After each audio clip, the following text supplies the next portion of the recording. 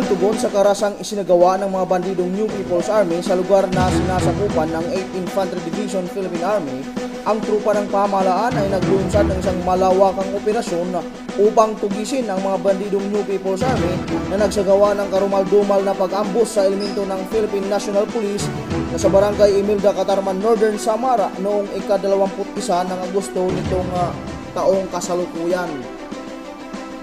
Habang isinasagawa ng trupa ng pamahalaan ang naturang operasyon, kanilang natumbok ang pangunahing kampo na pinagpupugaran ng mga elemento ng Eastern Visayas Regional Party Committee sa liblib na barangay sa kagubatan ng Matuginaw, Samar noong ika-18 ng Setyembre taong kasalukuyan.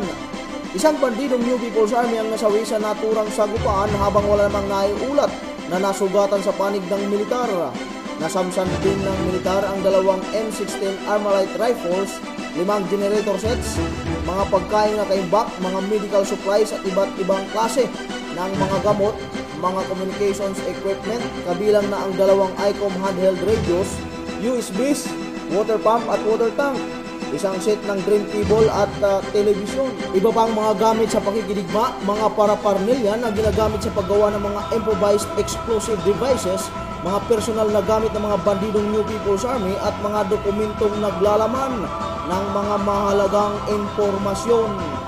Ang naturang kampo ay binubuo ng 47 mga bunkers na pwedeng tirhan ng mahigit kumulang sa 100 katao.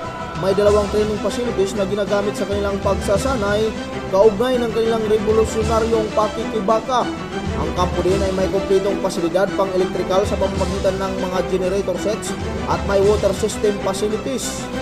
Patuloy pang ginagalugad ng trupa ng pamahalaan sa pamumuno ni Colonel Oscar Lopez ng 803rd Brigade, 8th Infantry Division at ng Task Group Panther ng 1st Scout Ranger Regiment upang makakalap ng iba pang mga gamit na naiwan ng mga nagsitakas na mga bandidong NPA. Ayon kay Major General Mario F. Chan, commander ng 8th Infantry Division na nakabase sa Catbalogan, Samar, isang malaking kawalan sa pamunuan ng Eastern Visayas Regional Party Committee ng New People's Army ang pagkakubkob ng trupa ng pamahalaan sa naturang kampo. Ang kampong ito ay di umanong nagsisilbing training ground at pinagpupugaran ng mga matataas na personalidad ng NPA sa Eastern Visayas.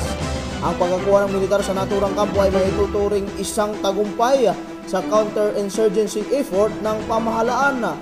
Umani naman ng papuri ang 8th Infantry Division sa pamunuan ng Philippine Army sa ilalim ng liderato ni Major General Arturo Ortiz at ng Central Command AFP sa pamumuno ni Lieutenant General Ralph Villanueva.